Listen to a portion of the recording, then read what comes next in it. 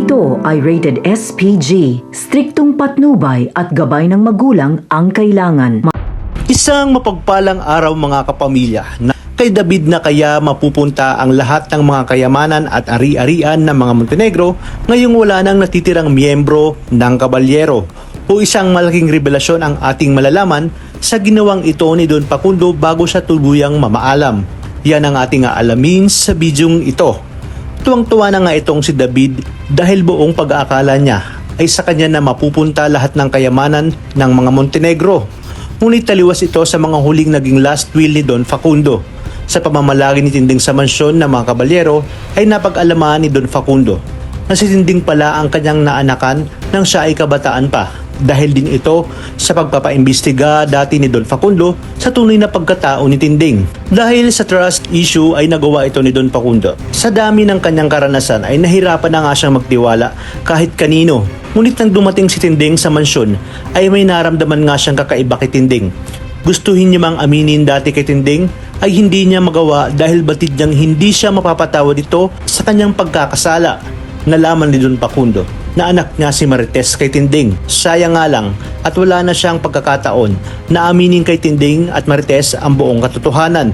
At nang nagkaroon ng alitan sa pagitan ng mga kabalyero at Montenegro ay napaghandaan niya na ito na kung sakaling balikan man sila ng mga Montenegro ay sisiguraduhin niyang walang mapupunta kay David.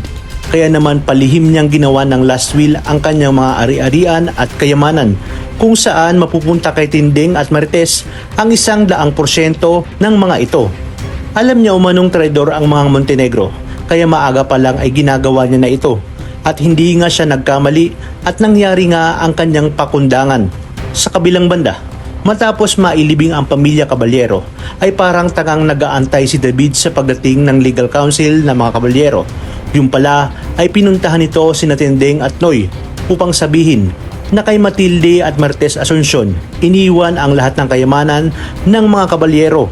Nakasaad din sa last will na si Tinding pala ang dating naka one night stand ni Don Facundo at alam umano yun lahat ni Facundo.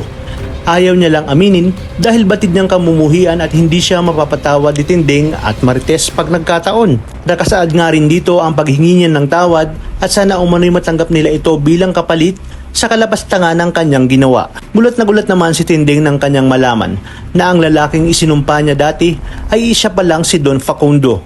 Gayunpaman ay wala na siyang magagawa dahil naging mabuti naman ito sa kanya. Kaya naman malugod niyang tatanggapin ang lahat ng ibinigay ni Facundo sa kanya. Ngunit ano kayang gagawin ni David kapag nalaman niya na wala kahit piso ang mapupunta sa kanya? Dahil lahat pala ito ay mapupunta kay Tinding. Dito natin matutunghayan hindi lang ang pagyaman ng ating bida, kundi ang pagyaman din ng kanyang lola Tinding.